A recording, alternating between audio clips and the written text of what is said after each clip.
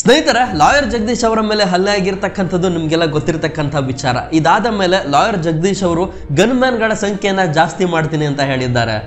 Gunman ಅವರ ಒಬ್ಬರಲ್ಲ 9 ಜನ gunman ಮಾಡ್ಕೊಂಡಿದ್ದೀನಿ.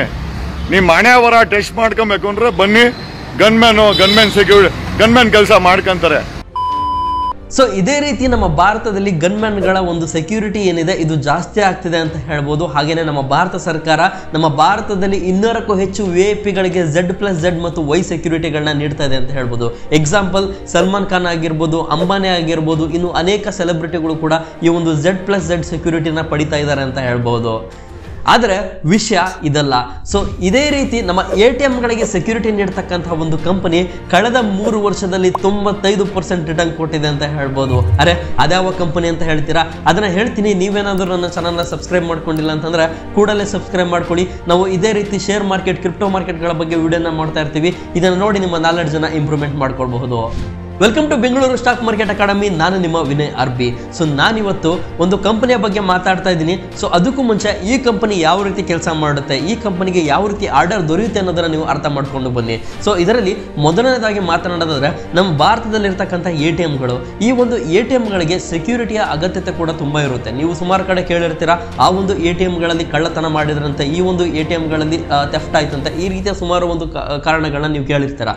ಬಟ್ ಇಲ್ಲಿ ಸೆಕ್ಯೂರಿಟಿ ಪರ್ಪಸ್ ಕೂಡ ಜಾಸ್ತಿ ಬೇಕಾಗಿರುತ್ತೆ. ಏನಕ್ಕೆ ಅಂತಂದ್ರೆ ಎಲ್ಲ ATMಗಳನ್ನು ನೀವು ನೋಡಿರೋ ಹಾಗೆ 24 ಗಂಟೆ ಸೆಕ್ಯೂರಿಟಿ ಗಾರ್ಡ್ಗಳು ಇರೋದಿಲ್ಲ. ಓಕೆ, ಸೊ ಈ ಒಂದು ಸೆಕ್ಯೂರಿಟಿ ಗಾರ್ಡ್ಗಳನ್ನ ನೇಮಿಸೋದಾಗ್ಲಿ, ಈ ಒಂದು ಸೆಕ್ಯೂರಿಟಿನ ನೋಡ್ಕೊಳ್ಳೋದಾಗ್ಲಿ ಗೌರ್ಮೆಂಟ್ ಈ ಕೆಲಸನ ಮಾಡೋದಿಲ್ಲ. ಓಕೆ, ಇದನ್ನ ಬದಲಾಗಿ ಪ್ರೈವೇಟ್ ಕಂಪನಿಗಳಿಗೆ ಹಸ್ತಾಂತರಿಸುತ್ತೆ ಅಂತ ಹೇಳ್ಬೋದು. ಇದರಲ್ಲಿ ಒಂದು ಎಕ್ಸಾಂಪಲ್ ಕೊಡಬೇಕು ಅಂತಂದ್ರೆ ಒಂದು ಕಂಪನಿಯ ನೇಮ್ ತಗೊಳ್ಳೋದಾದ್ರೆ CMS Infotech ಲಿಮಿಟೆಡ್ ಅಂತ ಹೇಳಿ. ಈ ಒಂದು ಕಂಪನಿ ಏನ್ ಮಾಡುತ್ತೆ ಅಂದ್ರೆ ನಮ್ಮ ಭಾರತದಲ್ಲಿರ್ತಕ್ಕಂಥ ATMಗಳಿಗೆ ಒಂದು ಸೆಕ್ಯೂರಿಟಿನ ಪ್ರೊವೈಡ್ ಮಾಡುತ್ತೆ ಅಂತ ಹೇಳ್ಬೋದು.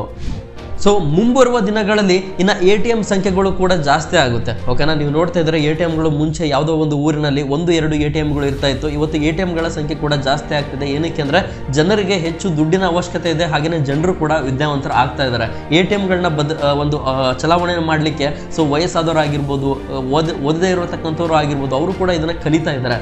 ಸೊ ಮುಂಬರುವ ದಿನಗಳಲ್ಲಿ ATMಗಳ ಸಂಖ್ಯೆ ಜಾಸ್ತಿ ಆಯಿತು ಅಂತಂದ್ರೆ ಆಟೋಮೆಟಿಕ್ಲಿ ಅದರ ಆರ್ಡರ್ಗಳು ಈ ಒಂದು ಕಂಪನಿಗೆ ಲಭ್ಯ ಇರುತ್ತೆ ಅಂತ ಹೇಳ್ಬೋದು.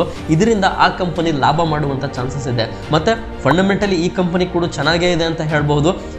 ಇನ್ನೂ ಒಂದು ವಿಚಾರ ಹೇಳಬೇಕು ಅಂತಂದ್ರೆ ಇದು ಯಾವುದೇ ರೀತಿಯ ಬೈ ಅಂಡ್ ಸೆಲ್ ರೆಕಮೆಂಡೇಶನ್ ಆಗಿರೋದಿಲ್ಲ. ಇದು ಜಸ್ಟ್ ಒಂದು ಎಜುಕೇಷನ್ ಪರ್ಪಸ್ಸಿಗೆ ಆಗಿರುತ್ತೆ. ಸೊ ನೀವೇನಾದರೂ ಈ ಕಂಪ್ನಿಯಲ್ಲಿ ಹೂಡಿಕೆ ಮಾಡಬೇಕು ಅಂತಂದ್ರೆ ದಯವಿಟ್ಟು ಇದರ ಮೇಲೆ ಫಂಡಮೆಂಟಲ್ ಟೆಕ್ನಿಕಲ್ ಅನಾಲಿಸಿಸ್ ಮಾಡಿ ನಿಮಗೆ ಸರಿ ಅನಿಸಿದ್ರೆ ಹೂಡಿಕೆನ ಮಾಡ್ಬೋದು. ಇದೇ ರೀತಿ ನೀವೇನಾದರೂ share market, crypto market, forex market ಬಗ್ಗೆ ಕಲಿಬೇಕು ಅಂತಂದ್ರೆ ಕೇವಲ 10,000ದಲ್ಲಿ ನಾನು ನಿಮಗೆ ಈ ಒಂದು ಕೋರ್ಸ್ನ ಕೊಡ್ತಾ ಇದ್ದೀನಿ. ಸೊ ಮೇಲೆ ಕಾಣ್ತಿರ್ತಕ್ಕಂಥ ಈ ನಂಬರ್ಗೆ ಕರೆ ಮಾಡಿದ್ರೆ ನೀವು ನಿಮ್ಮ ಅಡ್ಮಿಷನ್ ಅನ್ನು ತಗೊಳ್ಬೋದು.